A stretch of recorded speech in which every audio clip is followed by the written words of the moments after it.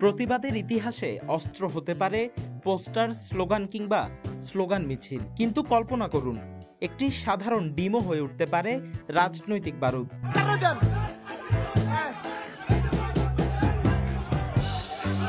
হ্যাঁ, নিউ ইয়র্কের John F Kennedy বিমানবন্দরে জাতীয় নাগরিক পার্টির নেতা আক্তার হোসেনের ওপর নিক্ষিপ্ত হলো সেই ডিম, যার প্রতিধ্বনি পৌঁছে গেছে আটলান্টিক পেরিয়ে বাংলাদেশ পর্যন্ত।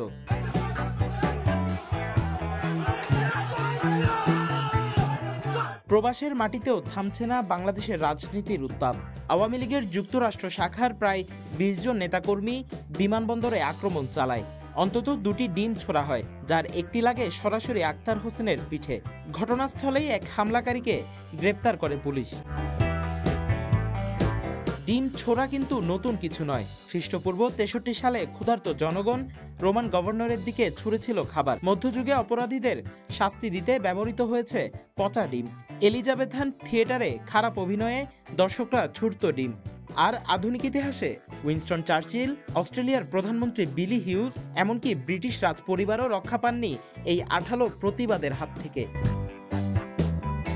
বাংলাদেশেও ডিম বহুবার হয়েছে রাজনৈতিক প্রতিবাদের হাতিয়ার। আদালত প্রাঙ্গণ থেকে শুরু করে রাস্তায় প্রভাবশালী মন্ত্রী থেকে উপদেষ্টা কেউই বাদ পড়েননি। গণ অভ্যুত্থানের পরও এই প্রবণতা ছড়িয়ে পড়েছে বিদেশের মাটিতেও। তবে আইন বলছে ভিন্ন কথা।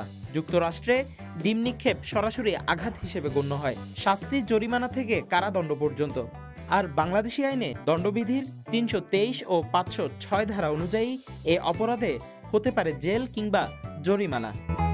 বিশেষ করে রাজনৈতিক উদ্দেশ্য প্রমাণিত হলে এটি রাষ্ট্রবিরোধী কার্যক্রম হিসেবেও বিবেচিত হতে পারে।